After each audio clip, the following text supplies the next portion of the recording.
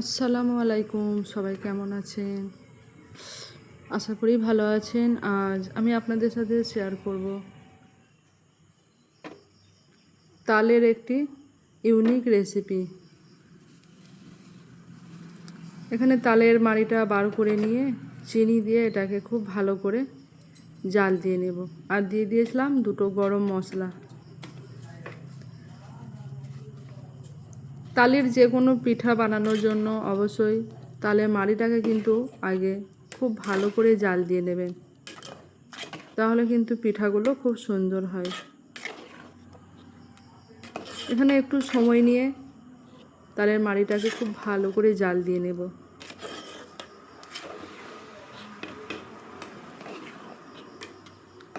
তালের আমরা অনেক রকম রেসিপি জানি, কিন্তু আজকে যে রেসিপিটা দেখাবো সেটা কিন্তু একেবারে অন্য রকম। আর এই পিঠাটার জন্যই কিন্তু আমরা সারা বছর অপেক্ষায় থাকি।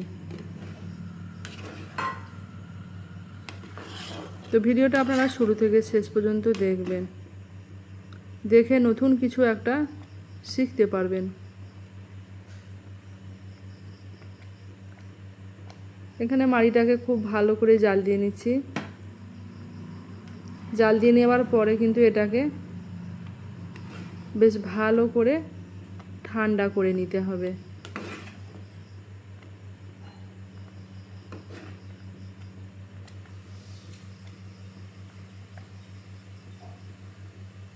আজকের এই পিঠাটা বানানোর জন্য আমি পরিমাণ মতো এখানে তালের মাড়িটা নিয়ে নিয়েছি। ওভেনের মধ্যে ফ্রাই প্যান বসিয়ে এর মধ্যে ওই পরিমাণ মতো তালের মাড়িটা নিয়ে নিচ্ছি। এরপরে এর মধ্যে দিয়ে দিলাম স্বাদ মতো লবণ। তারপরে সামান্য পরিমাণ পানি দিয়ে এই তালের মাড়িটাকে খুব ভালোভাবে মিক্সড করে নেব। তো তালের মাড়িটা কিন্তু আগের থেকে অনেকটাই পাতলা হয়ে গেছে। আবারও দিয়ে দিলাম কিছুটা পরিমাণ পানি। এদিকে আমি নিয়ে নিয়েছি 1 কাপ সুজি। এরপরে এর মধ্যে আমি সুজিটা দিয়ে দেব। সুজিটা দিতে থাকবো আর একদিকে নাড়তে থাকবো।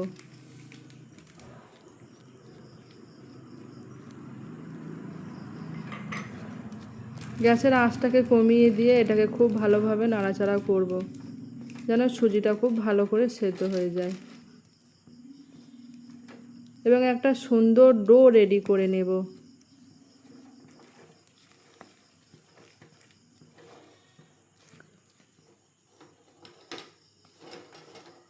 এখানে দেখতেই পাচ্ছেন আগের থেকে বেশ অনেকটাই পানিটা শুকিয়ে গেছে এবং একদম একটা সুন্দর ডো রেডি হয়ে গেছে। এরপরে এটাকে একটা প্লেটের মধ্যে নিয়ে নেব।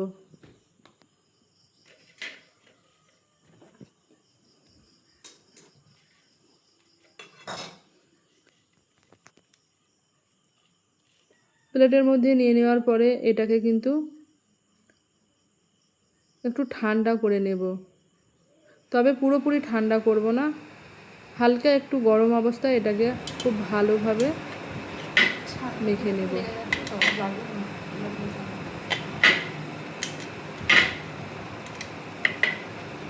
তো ডোটা এখানে আমার মাখা একদম কমপ্লিট হয়ে গেছে।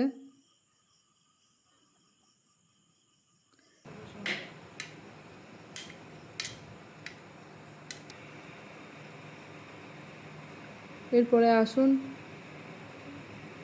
এখান থেকে অল্প অল্প করে আটা নিয়ে এইরকমভাবে পিঠার শেপ দিয়ে নেব। ঠিক এরকমভাবে শেপটা দেবো।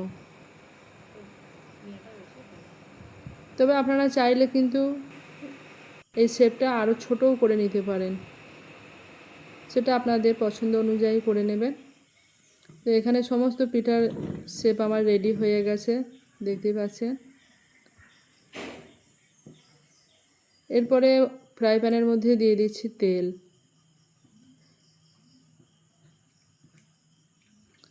তেলটাকে খুব ভালো করে গরম করে নেব। তেলটা খুব ভালো করে গরম হয়ে গেলে এরপরে এর মধ্যে আমি একটা একটা করে পিঠাগুলো দিয়ে দেব।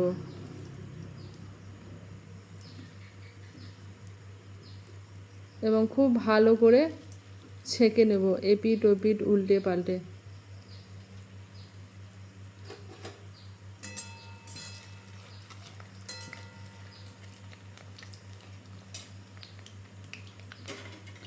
আজকের এই ভিডিওটা দেখার পরে অবশ্যই আপনারা কিন্তু একবার এই পিঠে বানিয়ে খাবেন।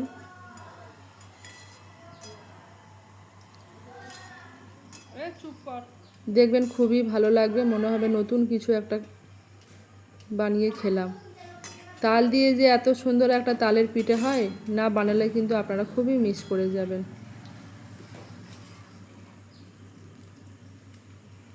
এখানে একটু সময় নিয়ে পিঠাগুলোকে হালকা করে ভেজে নেব।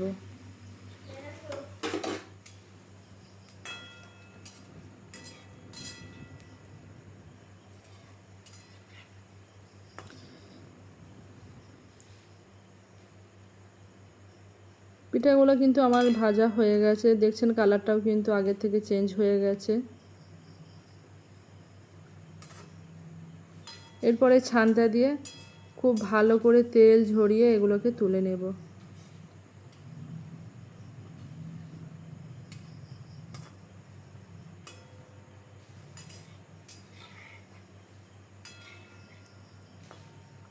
ভিডিওটা দেখার পরে অবশ্যই কমেন্ট করে জানাবেন ভিডিওটা কেমন লাগলো। আর এরকম নিত্য নতুন ভিডিও পেতে আমার চ্যানেলটাকে সাবস্ক্রাইব করে পাশে থাকবেন।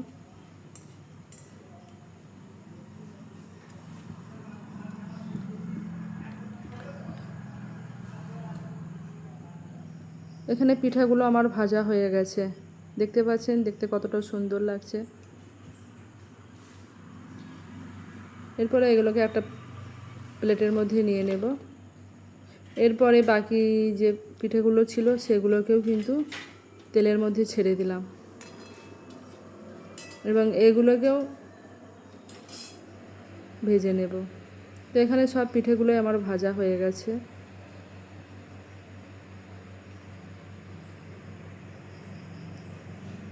এরপরে দেখুন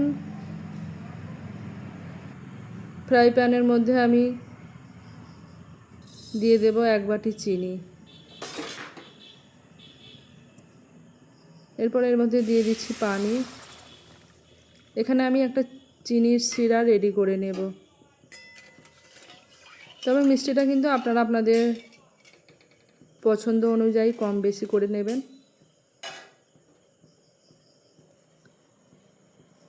এই চিনির শিরার মধ্যে আমি দিয়ে দিলাম একটা এলাচ।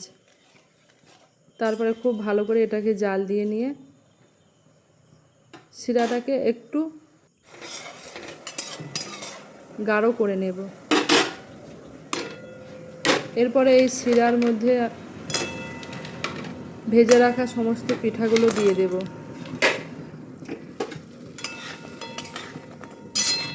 গ্যাসের আঁচটাকে কিন্তু একদম বাড়িয়ে দিয়ে এই পিঠাগুলোকে খুব ভালো করে এপিঠ ওপিঠ করে এই শিরার সাথে মাখিয়ে নিচ্ছি।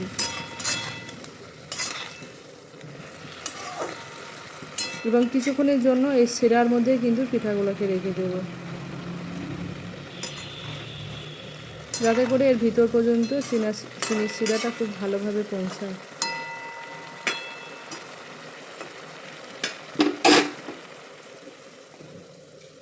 তো দেখলেন তো, আজকের কিন্তু আমার তাল দিয়ে কিন্তু একটা দারুণ ইউনিক পিঠা আপনাদের বানিয়ে দেখালাম। এরপরে এটাকে প্লেটের মধ্যে নিয়ে নেব। এরকম পিঠা বানিয়ে বাড়ির সবাইকে পরিবেশন করা, আশা করি সবাই আপনার প্রশংসা করবে। আর অবশ্যই একবার হলেও কিন্তু এই পিঠাটা আপনারা বানিয়ে খাবেন দেরি না করে। সবাই ভালো থাকবেন, সুস্থ থাকবেন। পরে আবারও দেখা হবে নতুন কোনো একটা ভিডিও নিয়ে। পিঠাগুলো দেখতে যতটা সুন্দর হয়েছে খেতেও কিন্তু অনেকটাই সুন্দর। আল্লাহ হাফেজ।